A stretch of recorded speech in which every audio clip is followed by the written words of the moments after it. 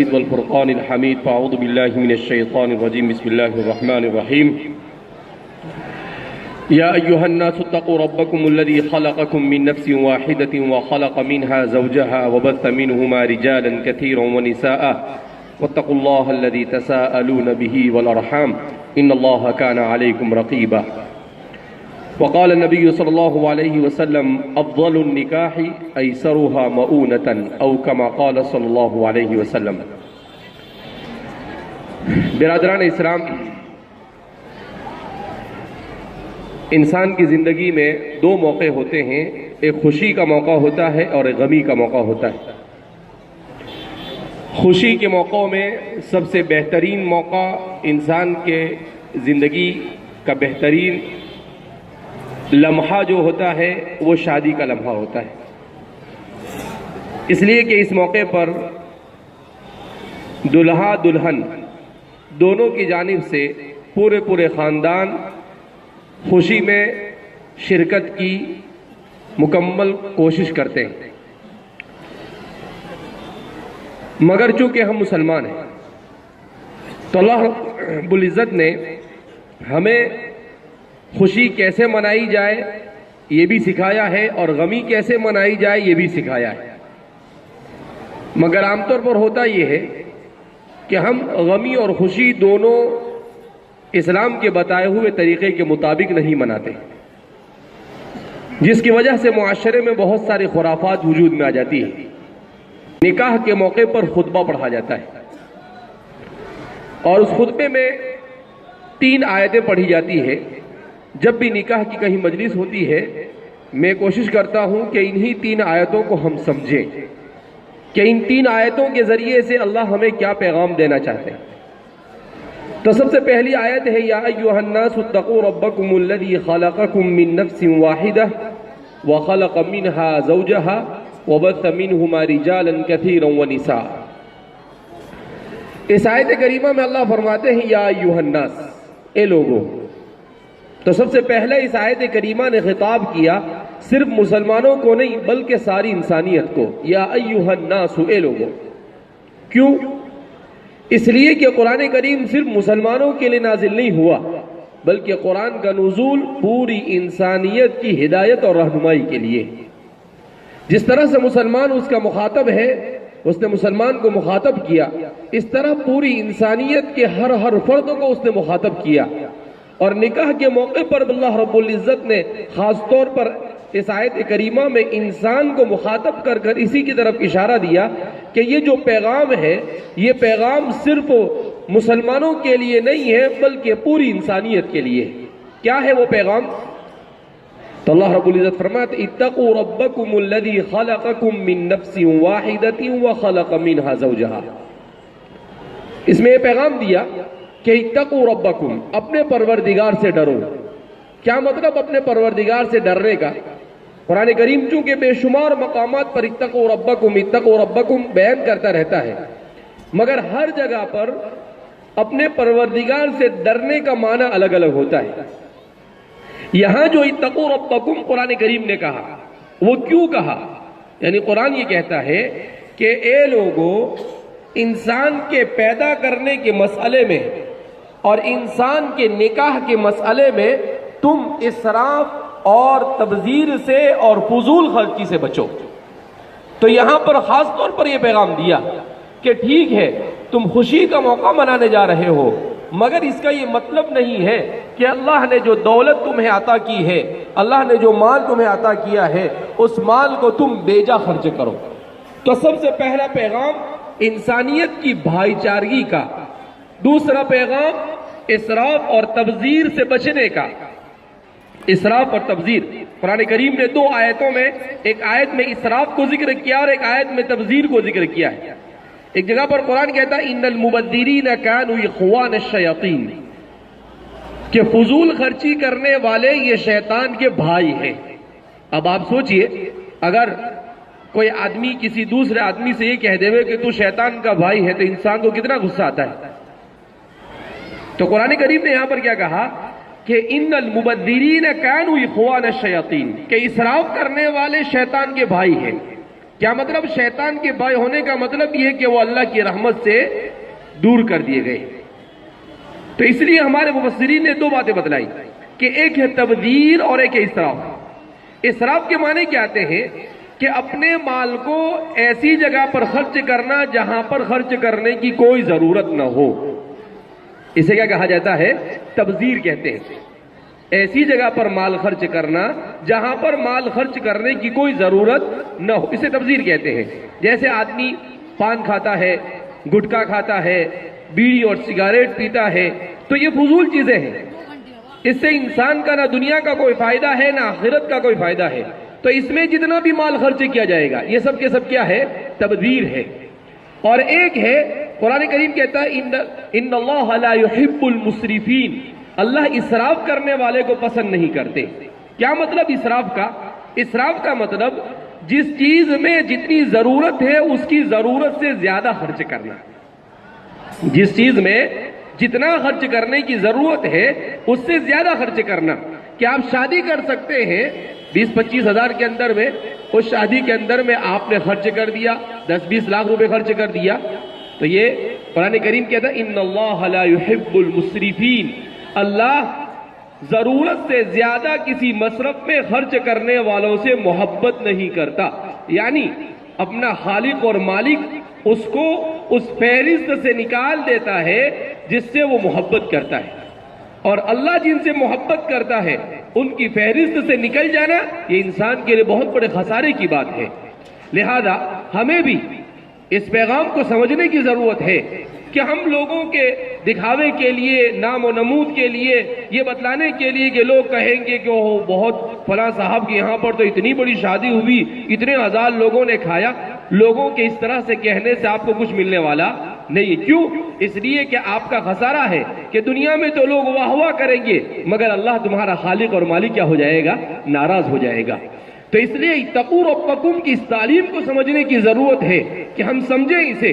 نکاح کے موقع پر ہمارے معاشرے میں، ہم ہندوستان میں رہتے ہیں، تو اس معاشرے کے اندر میں ہم لوگ دوسری قوم اور تہذیب کو دیکھا دیکھی بہت ساری اسراف کی چیزوں کے اندر میں لگ گئے ہیں. جیسے ہمارے یہاں پر ایسا ہوتا ہے کہ بعض مرتبہ بعض جگہوں کے اوپر جہیز کا رواج کیا ہوتا ہے کہ لڑکی والوں سے پیسے لیے جاتے ہیں، لڑکی والوں سے کار مانگی جاتی ہے، لڑکی والوں سے قیمتی چیزیں لی جاتی ہے. میرے بھائیوں، دوستوں اور بزرگوں، قرآن کریم کی اس آیت کریمہ کے خلاف ہے. اتقوا ربکم، اپنے پروردگار سے ڈرو. کیوں؟ اس لیے کہ اسلام کی تعلیمات میں کہیں پر بھی سوائے مہر کے اور ولیمے کے اور کوئی خرچ شادی میں نہیں ہوتا ہے. ایک تو یہ کہ مہر آپ کو اللہ نے مال دولت دی ہے، آپ کو اس کا صحیح مصرف کیا ہے کہ آپ لڑکا لڑکی کو دے گا نہ کہ لڑکا لڑکی سے لے گا. اس کی اسلام میں کہیں کوئی گنجائش نہیں ہے. تو لڑکی کو دینا کہ اگر آپ کے پاس بہت زیادہ مال دولت ہے تو آپ مہر فاطمی مقرر کر دو. تقریباً 60,000 روپے مہر فاطمی ہوتا ہے. آپ کے پاس گنجائش ہے تو، اگر گنجائش نہیں ہے تو اسلام نے اس کی بھی اجازت نہیں دی ہے. تو مہر فاطمی کے طور پر آپ دے دو 60,000 روپے اپنی بیوی کو دے دو، مگر لینے کا تو کہیں کوئی رواج نہیں. لہذا اس بنا پر یہ حرام ہے. یعنی لڑکی والوں سے لڑکے والوں کا پیسہ لینا یا کسی بھی چیز کو لینا شریعت مطہرہ کے روح سے حرام ہے. اس چیز کا استعمال کرنا اس کے لیے جائز نہیں ہے. جس طرح سے سود کھانا حرام، جس طرح سے جوا کھیلنا حرام، جس طرح سے شراب پینا حرام، اسی طریقے سے اس طرح کا مال لینا بھی حرام ہے. اتقوا ربکم. تو اس لیے میرے بھائیوں، دوستوں اور بزرگوں، یہ ہمارا فرض بنتا ہے کہ ہم قرآن کا پیغام آپ کو پہنچائیں. یہ میری اپنی رائے نہیں ہے. یہ کون کہہ رہا ہے؟ قرآن کہہ رہا ہے. کون سا قرآن کہہ رہا ہے؟ جس قرآن کو میں اور آپ مانتے ہیں. آپ مانتے ہیں کہ نہیں بھائی قرآن کو؟ بھائی قرآن پر ایمان ہے کہ نہیں آپ کا؟ ارے ساگر والوں، قرآن کو مانتے ہیں کہ نہیں؟ تو ظاہر سی بات ہے قرآن کی تعلیمات کے مطابق ہمیں بالکل ہمارے معاشرے میں یہ چیز نہیں ہونی چاہیے. ہمارے معاشرے کے اندر میں، شادیوں کے اندر میں لڑکی والے پر کھانے کا کوئی خرچہ نہیں. لڑکے والا ولیمہ کرائے گا شادی کے دوسرے دن یا شادی کے جب بھی اسے موقع ملے، مگر لڑکی والے کے پاس کھانا، اس کی بھی شریعت مطہرہ نے کوئی گنجائش نہیں نکالی ہے. شادی کے موقع پر بڑے بڑے 100 200 500 1000 روپے کے شادی کے کارڈ چھپوانا، یہ سب کے سب کیا ہے؟ تبذیر ہے۔ یہ کیا ہے؟ تبذیر ہے۔ کیا مطلب؟ اللہ نے جس کے بارے میں کہا کہ ایسا کرنے والا شیطان کا بھائی ہے۔ اس لیے میرے پیاروں دوستوں اور بزرگوں، ہمیں اللہ سے ڈرنا چاہیے۔ اتقوا ربکم، اپنے پروردگار سے ڈرو۔ تو اللہ سے ڈرتے ہوئے جو بھی ایسا معاملہ کسی نے کیا ہے تو اس معاملے سے توبہ کرنی چاہیے، اس لیے کہ اللہ رب العزت کو توبہ کرنے والے پسند ہے۔ اللہ کو کیا پسند ہے؟ توبہ کرنے والے۔ ایک بزرگ سے کسی نے پوچھا کہ جو بندہ توبہ کرتا ہے وہ اللہ کو زیادہ پسند ہے یا جو بندہ گناہ بھی نہیں کرتا اور توبے کی بھی ضرورت نہیں پڑتی وہ اللہ کو زیادہ پسند ہے؟ تو بزرگ نے اچھا عجیب و غریب جواب دیا۔ تو بزرگ نے کیا جواب دیا کہ وہ جو سوال کرنے والا تھا وہ کپڑا بنتا تھا، اور کپڑے میں تانا اور بانا ہوتا ہے، یعنی ایک تو سیدھا دھاگا ہوتا ہے اور ایک ایسا دھاگا ہوتا ہے، عرض کے اندر ہوتا ہے۔ تو اس نے کہا کہ دھاگے کو برابر ملانے کی کوشش کرتا ہے۔ اب تو مشین آ گئی، پہلے زمانے میں جب ہاتھ سے اس کو بنایا جاتا تھا۔ تو پھر وہ بزرگ نے سوال کیا کہ اگر کہیں پر کوئی ٹوٹ جاوے دھاگا تو کیا ہوتا ہے؟ کیا وہ مشین روک لیتا ہے؟ اس کے بعد اس کو کیا کرتا ہے؟ وہ باندھ دیتا ہے۔ اور کیا ہوتا ہے؟ کہا اس کے بعد سب سے زیادہ نظر اسی پر لگتا ہے کہ کہیں واپس یہ ٹوٹ نہ جائے۔ کہا جب بندہ اللہ سے ٹوٹ جاتا ہے اور توبہ کر کر اللہ سے اپنے رشتے کو جوڑ لیتا ہے تو اس بندے پر اللہ کی توجہ ایسے ہی ہوتی ہے جیسے کپڑا بنانے والے کی ٹوٹے ہوئے دھاگے پر۔ تو اس لیے توبہ کرنے میں تاخیر نہیں کرنی چاہیے، اللہ کو توبہ کرنے والا پسند ہے۔ تو اس لیے میرے بھائیو دوستوں بزرگوں، ہم میں سے اگر کسی نے معاملہ کیا ہے، ٹھیک ہے ابھی آپ کو بھاری پڑے گا، مگر اللہ کے لیے آپ اس کو چھوڑ دیں گے، ہو سکتا ہے آپ کے اس عمل کی وجہ سے اللہ قیامت کے دن آپ کی مغفرت کر دے۔ کہا کہ بھئی تم نے قرآن اور حدیث کو سنا اور توبہ کی، جاؤ ہم نے تمہیں کیا کر دیا؟ معاف کر دیا۔ اور انسان کے لیے اس سے بڑا اور کوئی نیکی کا موقع ہو سکتا نہیں ہے۔ اس لیے جن لوگوں نے ایسے معاملات کیے ہو، برائے کرم وہ اس سے توبہ کرے اور اعلان کرے کہ ہم نے اگر لڑکی والوں سے کچھ لینے کا ارادہ کیا ہے یا لیا ہے، اگر ارادہ کیا ہے تو ہم لیں گے نہیں۔ ارے بھائی توبہ کا پکی بات کرتے ہیں نا، اس کا مطلب ابھی آپ کا ارادہ ہوا نہیں ہے۔ اگر کسی نے لے لیا ہے تو اسے بھی دے دینا چاہیے، کیونکہ شریعت کے خلاف ہے، اور شریعت کے خلاف عمل کرنا یہ ظاہر سی بات ہے اپنے آپ کو دنیا اور آخرت کے خسارے میں ڈالنا ہے۔ حضرت عمر رضی اللہ تعالیٰ عنہ فرماتے ہیں اعزنا اللہ بالاسلام، اللہ نے ہمیں اسلام کی برکت سے عزت عطا فرمائی۔ وَلَوْ ابْتَغَيْنَا الْعِزَّةَ بِغَيْرِ الْإِسْلَامِ لَأَذَلَّنَا اللَّهُ، اگر ہم اسلام کے علاوہ کسی اور راستے سے عزت تلاش کرنے جائیں گے اللہ ہمیں ذلیل و خوار کر کر چھوڑے گا۔ اس لیے میری اور آپ کی عزت، ہم مسلمان ہیں، ان اللہ اشتری من المؤمنین انفسهم واموالهم بان لهم الجنہ، اللہ نے ہمارا مال، ہماری جان، ہمارا سب کچھ خرید لیا ہے۔ کیوں؟ اس لیے کہ وہ کیا عطا کریں گے؟ ہمیں جنت عطا فرمائیں گے۔ لہذا اس کا تقاضا یہی ہے کہ ہم اسلام کی تعلیمات پر عمل کریں۔ اس لیے میرے بھائیو دوستوں اور بزرگوں، اس کی طرف قرآن کریم کی آیت کریمہ نے ہمیں پیغام دیا ہے، واتقوا ربکم الذی خلقکم۔ تیسرا پیغام کیا ہے؟ الذی خلقکم، کہ انسان پریشان رہتا ہے کہ کس نے پیدا کیا اسے، وہ کہاں سے آیا، کیسے پیدا ہوا۔ آج کی سائنس بھی پریشان ہے، ڈاروین نے کہا کہ انسان ترقی یافتہ بندر ہے، ساری قرآن کریم کہتا ہے الذی خلقکم، تمہیں پیدا کرنے والا کون ہے؟ اللہ نے پیدا کیا۔ اب سوال پیدا ہوتا تھا کہ اتنے سارے انسان زمین کے اوپر، اس وقت زمین پر 750 کروڑ انسان ہیں، اتنے سارے انسان کیسے پیدا ہوئے؟ تو قرآن نے اس کا جواب دیا۔ کیا جواب دیا؟ من نفس واحدۃ وخلق منها زوجها، انسان کی تاریخ بیان کی، ہسٹری بیان کی، اور اس کے ساتھ ساتھ کیا بیان کیا؟ انسان کے نکاح کی تاریخ بھی بیان کی۔ ہم جس نکاح کا انعقاد کرنے جا رہے ہیں قرآن نے اس کی تاریخ بھی بیان کی۔ تو قرآن نے کیا کہا کہ وَخَلَقَ مِنْهَا زَوْجَهَا، کہ اللہ نے پہلے آدم علیہ السلام کو، من نفس واحدہ سے آدم مراد ہے، آدم کو بنایا، اور آدم علیہ السلام میں جب دیکھا کہ وہ بے چین اور پریشان ہے تو اللہ رب العزت نے ان کی ضرورت اور خواہش کو پورا کرنے کے لیے حضرت حوا کو پیدا کیا، ان کی دائیں پسلی سے۔ اب آپ کہیں دائیں پسلی سے کیسے پیدا ہوئے؟ تو جو اللہ مٹی سے انسان کو بنا سکتا ہے وہ پسلی سے بھی انسان کو بنا سکتا ہے۔ تو اللہ نے دائیں پسلی سے حضرت حوا کو پیدا کیا، اور حضرت حوا کے پیدا ہونے کے بعد وَبَثَّ مِنْهُمَا رِجَالًا كَثِيرًا وَنِسَاءً، حضرت حوا کا نکاح کر دیا گیا، کس کے ساتھ؟ حضرت آدم کے ساتھ. یہ انسان کی تاریخ کا سب سے پہلا نکاح, انسان کی تاریخ کا سب سے پہلا نکاح. اور پھر ان دونوں کے ذریعے سے دنیا میں اولاد وجود میں آئی, اور آج اس دنیا میں ان کی اولاد کی تعداد کتنی ہے؟ 750 کروڑ. یہ سب کے سب ایک ہی ماں باپ کی اولاد. ہم سب کہیں نہ کہیں جا کر ایک دوسرے سے مل جاتے ہیں, کوئی دوسرے ماں باپ سے نہیں ہے, سب آدم اور حوا کی اولاد ہے. لہذا قرآن کریم نے ہمیں یہ پیغام دیا کہ تم سب ایک ماں باپ سے پیدا کیے گئے ہو. جیسے کنبے اور قبیلے کے لوگ آپس میں محبت اور مودت سے رہتے ہیں, تم بھی آپس میں ایک دوسرے کے ساتھ محبت اور مودت کے ساتھ رہو. لڑائی جھگڑا فتنہ فساد یہ قرآن کریم نے کہا کہ اسلامی تعلیمات کے خلاف ہے. تو یہ ایک دوسرا پیغام دیا قرآن نے کہ نکاح آدم اور حوا کا ہوا. اللہ نے جنت میں نکاح کیا, مگر جنت میں بھی سادگی کے ساتھ نکاح ہوا. کیسے نکاح ہوا؟ سادگی کے ساتھ. نہ حضرت حوا کے پاس کچھ مانگا گیا, ہاں حضرت آدم سے کہا گیا کہ بھئی تمہارا مہر ہوگا, تمہیں مہر دینا پڑے گا. کہا اللہ میں کہاں سے مہر لاؤں؟ تو کہا کہ کہو لا الہ الا اللہ اشہد ان لا الہ الا اللہ اشہد ان محمد رسول اللہ. یہ کلمہ پڑھ لو اور یہ کلمہ ہی تمہارے لیے کیا بن جائے گا؟ مہر بن جائے گا. تو پوچھنے لگے کہ محمد کون ہے؟ کہا کہ تمہاری نسل میں ایک بہت بڑے نبی آنے والے ہیں, اللہ کے رسول صلی اللہ علیہ وسلم کی فضیلت. تو اسی کلمے کو ان کے لیے مہر بنا دیا گیا. سادگی کے ساتھ نکاح ہوا. حضرات صحابہ کتنی سادگی کے ساتھ نکاح کرتے تھے. حضرت عبد الرحمن بن عوف حضرات صحابہ میں سب سے مالدار صحابی, ان کا نکاح ہوا. وہ فرماتے ہیں کہ جب میرا رشتہ اور نکاح کا وقت ہوا تو اللہ کے رسول صلی اللہ علیہ وسلم آرام کر رہے تھے. میں نے دوسرے صحابی سے نکاح پڑھوا لیا. اس کے بعد ظہر کی نماز میں آئے. جب نماز میں بیٹھے تو آپ صلی اللہ علیہ وسلم نے دیکھا کہ ان کے کپڑوں پر زعفران کے داغ ہیں.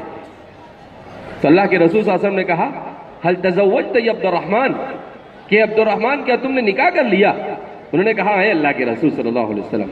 اب قربان جائیے اللہ کے رسول صلی اللہ علیہ وسلم پر. حضور نے ایسا نہیں کہا کہ عبد الرحمن تم نے ہم کو نکاح میں بلایا بھی نہیں یار, ہم سے نکاح بھی نہیں پڑھوایا یار, ہم کو پتا بھی نہیں. نہیں, حضور نے ایک جملہ بھی نہیں. حضور نے کیا کہا؟ اولم ولو بشاتن, ولیمہ کرو, ہاں تمہارا ولیمہ کھائیں گے. حضرات صحابہ کتنی سادگی سے نکاح کیا. اور ہمارے یہاں تو کسی کو نہیں بلایا, ہاں اس نے نکاح میں ہم کو دعوت کا پرچہ بھی نہیں بھیجا, ایک بار فون بھی نہیں کیا. اگر پرچہ بھیج دیا تو صرف پرچہ بھیج دیا, اس کو ایسا بھی خیال نہیں ہوا کہ میں ماموں. ارے اللہ کے رسول سے بڑھ کر کوئی انسان ہو سکتا ہے کیا؟ مگر اللہ کے رسول صلی اللہ علیہ وسلم نے کوئی شکایت نہیں کی. حضور نے کہا اولم ولو بشاتین, عبد الرحمن تم صاحب حیثیت ہو, اللہ نے تمہیں مال دیا ہے, ولیمہ کرو, ہم تو کل تمہارا ولیمہ کھائیں گے. کتنی سادگی سے نکاح ہوا, کو ایک دم سادگی. اسی لیے اللہ کے رسول نے فرمایا افضل النکاح ایسرها مؤونہ, سب سے بہترین نکاح وہ ہے جس میں کم سے کم خرچہ ہو. کیا فرمایا حضور نے؟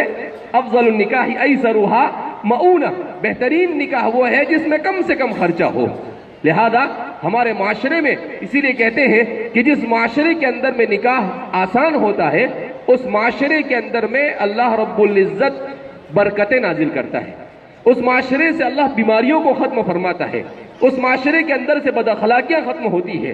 ہمارے معاشرے میں جو بد اخلاقی, بد کرداری, بہت ساری چیزیں ہیں, اس کی جہاں بہت ساری سبب ہے, اس کا سب سے اہم ترین سبب یہ ہے کہ ہم نے نکاح کو مہنگا کر دیا. نکاح کو کیا کر دیا؟ ہم نے مہنگا کر دیا. اس لیے میرے بھائیو, دوستو اور بزرگوں, قرآن کریم کی آیت کریمہ کے چند پیغامات تھے, وہ میں نے آپ کے سامنے پیش کیے. ایک اور پیغام قرآن کریم کی دوسری آیت پڑھی جاتی ہے, یا ایھا الذین آمنوا اتقوا اللہ وقولوا قولا سدیدا. اے لوگو, اے ایمان والو. پہلے سارے انسانوں کو خطاب تھا, اب یہ خطاب کس کو؟ ایسے مومنوں کو. کیا کہا؟ یا ایھا الذین آمنوا اتقوا اللہ, اے ایمان والو. پھر کہا اتقوا اللہ, اللہ سے ڈرو. یہاں پر بھی ڈرایا. کس چیز سے ڈرایا؟ اسی سے ڈرایا, ناجائز خرچہ کرنے سے ڈرایا, ناجائز تعلقات قائم کرنے سے ڈرایا. اور اس کے بعد کیا کہا؟ الذی, اس کے بعد وقولوا قولا سدیدا. قرآن کریم نے ایک عجیب و غریب بات بیان کی. اور قرآن کیا کہتا ہے؟ اور تم بھلی بات کہو, سچی بات کرو. قرآن نے ایک اصول بیان کیا کہ اگر میاں بیوی یہ چاہتے ہیں کہ ان کا رشتہ موت تک اور موت کے بعد جنت تک اور جنت کے بعد ہمیشہ ہمیشہ باقی رہے, تو ایک کام وہ کر لے, ان کا رشتہ ہمیشہ ہمیشہ کے لیے پکا ہو جائے گا. وہ کام کیا ہے؟ قولا سدیدا, ہمیشہ راست بات کرنا, سچی بات کرنا. کبھی کیا ہوتا ہے نکاح کے بعد میاں کو بیوی سے زیادہ محبت ہو جاتی ہے، تو اب بیوی کے لیے کچھ لائے گا چپکے سے، ماں باپ کو نہیں بتائے گا. کبھی ماں نے دیکھ لیا تو بولے گا وہ ایک دوست نے دیا تھا کچھ تو وہ لے گیا اس کے لیے، جھوٹ بولیں گے. اب ماں کو کبھی دیکھ لے گی تو ماں کیا کہے گی، اچھا جھوٹ بولا. اب اس کے دل میں آپ کی محبت نفرت سے کیا ہو جائے گی، بدل جائے گی. کبھی کیا ہوتا ہے کہ بیوی سے آدمی محبت نہیں کرتا ہے، ماں باپ سے زیادہ محبت کرتا ہے، تو بیوی کے لیے کچھ نہیں لائے گا، ماں باپ کے لیے چپکے چپکے لائے گا. بیوی نے پوچھا تو بولے وہ ہماری پھوپھی نے بھیجا تھا. اب اس کو جب پتہ چلتا ہے تو اس کے دل سے محبت کیا ہو جاتی ہے، ختم ہو جاتی ہے. دیکھو ایک جھوٹ، لیکن رشتے کیا ہو رہے ہیں، ختم ہو رہے ہیں. تو قرآن نے کہا وَقُولُ قَوْلًا سَدِيدًا، کیسی بات کرو، سچی بات کرو، سیدھا سیدھا جو بھی ہے. آپ کہو کہ دیکھو آپ نے میری شادی کروائی، میری بیوی ہے، اس کا حق ہے، مجھے اس سے محبت ہے، آپ سے بھی محبت ہے، میں اس کے لیے لایا ہوں، آپ کے لیے بھی لایا ہوں، ختم ہو گئی بات. جھوٹ بولنے کی ضرورت نہیں. کہا وَقُولُ قَوْلًا سَدِيدًا، کیسی بات کرو آپ، صحیح بات کرو. اسی لیے قولاً سدیدہ کے بارے میں مفسرین نے لکھا ہے اس کے دو معنی ہیں. ایک تو یہ کہ سچی بات کرو، اور دوسرا یہ کہ نرمی کے ساتھ بات کرو. کیسے بات کرو، نرمی، بد اخلاقی کے ساتھ نہیں. کہ ماں نے آپ کو کوئی ایسی چیز کی جو آپ کی طبیعت کے خلاف ہے، آپ نے کہا بس یہ بڈھی بک بک کرتی رہتی ہے ہمیشہ، نہیں. آپ کی ماں ہے وَلَا تَقُلْ لَهُمَا أُفٍّ وَلَا تَنْهَرْهُمَا وَقُلْ لَهُمَا قَوْلًا كَرِيمًا. قرآن کہتا ہے ماں باپ کو اف بھی نہ کہو، اف بھی نہ کہو، اور انہیں جھڑکو بھی مت.